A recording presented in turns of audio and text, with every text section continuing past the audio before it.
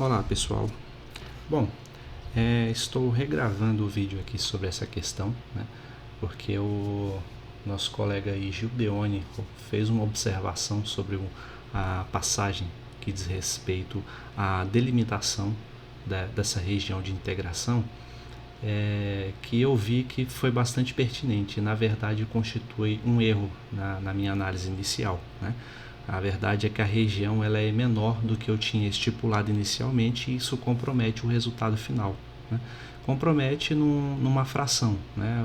O resultado é o mesmo, porém dividido por 4, né? Então, para ficar melhor explicado, eu resolvi gravar novamente, né? Levando em consideração a observação feita pelo colega, ok? Então, o objetivo do problema é calcular essa integral transformando a primeira em coordenadas polares, né? Então, primeiramente vamos observar os intervalos de integração, né? Aqui a gente vê que, como que a gente tem uma pista sobre a região de integração, a gente vê que a integral externa tem um intervalo que vai de 0 a 1 e diz respeito a y, né? Significa que em y vai de 0 a 1. E em x vai de 0, né, a raiz de 1 menos y ao quadrado, né? Então a integração externa em x é um intervalo que vai de 0 até essa curva aqui, okay? Então a gente pode representar isso em um plano, né? Coloquei aqui através dessa imagem. Deixa eu desenhar aqui, onde aqui o nosso velho eixo x e y, certo? E diz que em y varia de 0 até 1, ou seja, da origem até 1, né? E em y varia de 0 a 1 e em x varia de 0 a raiz de 1 menos y ao quadrado. Raiz de 1 menos y ao quadrado é essa metade de circunferência desenhada aqui, né? Porém, a observação feita pelo colega é a seguinte, é que como o intervalo em y varia de 0 a 1, a gente não teria que considerar essa variação aqui embaixo, ó, certo?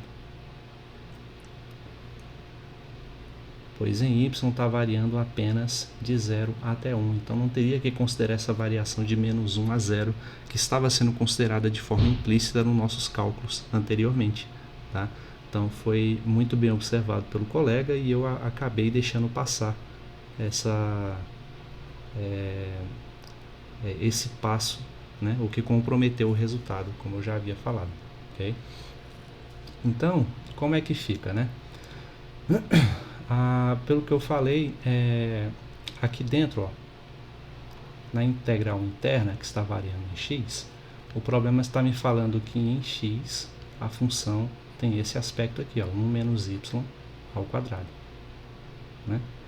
Então, resolvendo do jeito que está aqui, a gente faz o seguinte, eleva ao quadrado dos dois lados, x ao quadrado igual a 1 menos y ao quadrado, né?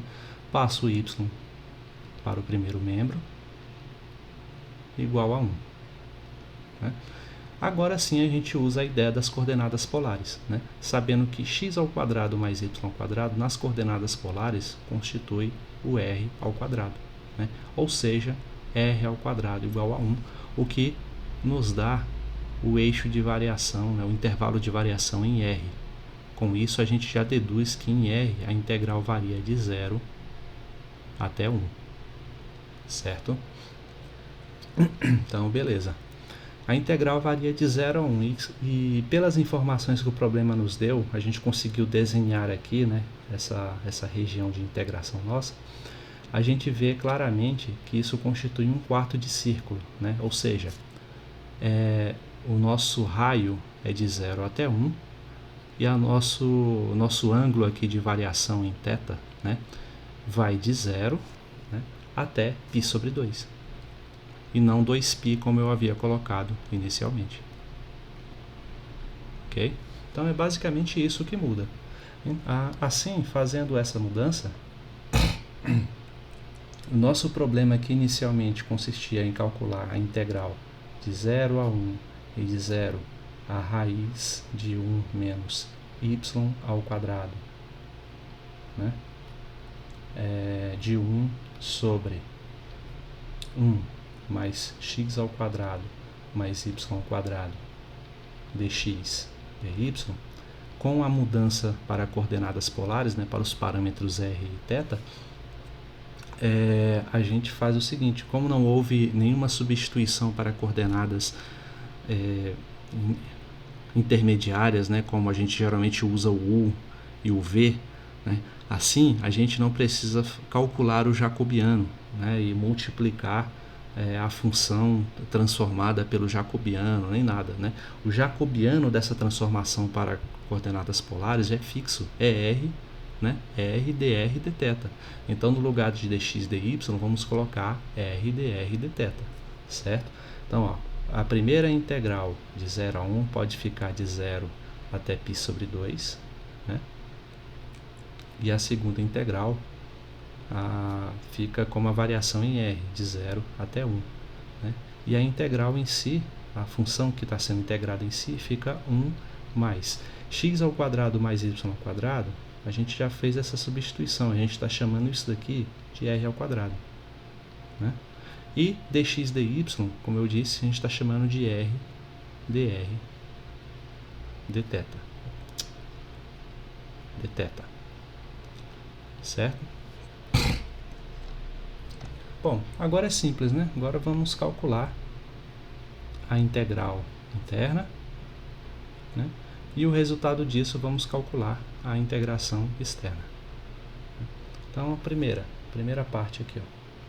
Vamos calcular a integral de 0 até 1 de 1 sobre 1 mais r ao quadrado r dr, né? Aí tem várias maneiras que você pode fazer esse tipo de integração, né? O colega mesmo, Gideone, ele me mostrou a maneira que ele fez, bem interessante. Ele fez a substituição trigonométrica, né? É um método que eu gosto bastante de utilizar. Mas tem uma outra maneira que você pode fazer, tão simples quanto. Você pode, nesse caso, você pode chamar aqui, ó, o 1 sobre 1 mais r ao quadrado, você pode chamar de z, né? Faz assim, ó, z igual a 1 mais r ao quadrado. E para obter o equivalente do diferencial, né, dessa substituição que estamos fazendo, vamos derivar. Então, dz vai ser a derivada de 1 mais r ao quadrado em relação a r, fica 2r dr, né? Então, reparem bem, eu tenho o r dr aparecendo aqui, né? Eu quero substituir por algo que dependa só de z, né? Olha o RDR aqui, ó. Então vamos isolar o RDR e passar o 2 para o outro lado dividindo, tá? Então, assim, ó, nós temos que RDR vai ficar como dz sobre 2, tá? Então, vamos fazer. Não vamos colocar aqui agora o intervalo de integração, né? Porque ele tem que ser mudado. 1 sobre 1 mais r ao quadrado a gente está chamando de z, né? R dr é dz sobre 2. Então, esse 1 sobre 2 fica aqui fora, né? E o dz fica aqui, tá? Então, agora precisamos calcular o intervalo de integração, né? Isso aqui é simples, né?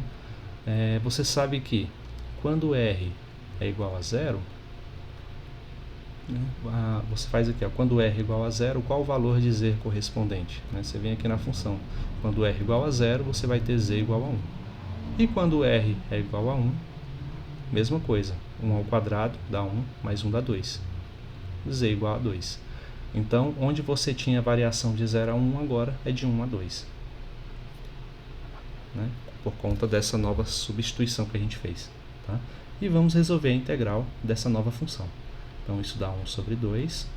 A integral de dz sobre z é logaritmo natural de z, né? Variando de 1 a 2. Isso daqui dá 1 sobre 2. Logaritmo de 2 menos logaritmo de 1. Tá? Logaritmo de 1, a gente sabe que dá 0, né? Então, isso aqui vai sobrar apenas logaritmo de 2 dividido por 2. Okay? Então, esse é o resultado da integração que a gente fez aqui do parênteses em vermelho. Tá? Agora vamos calcular a integral externa, ou seja, a integral de 0 a π sobre 2, né, de logaritmo de 2 dividido por 2 dθ. Tá? E o que isso vai dar para a gente? Ó? Logaritmo de 2 sobre 2 é constante, né?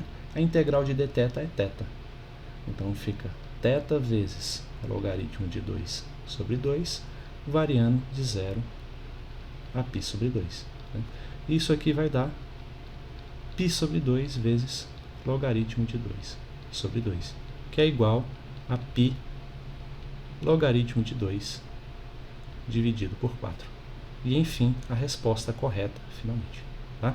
Como eu disse, era o resultado que havia chegado no vídeo anterior, porém, dividido por 4. Né? Então, seria o resultado correto, porque corresponde apenas à região de 1/4 da circunferência. Tá? Então, é isso. Né? Consertando aqui o erro, explicando novamente. Tá? E até mais. Até o próximo vídeo. Bons estudos a todos.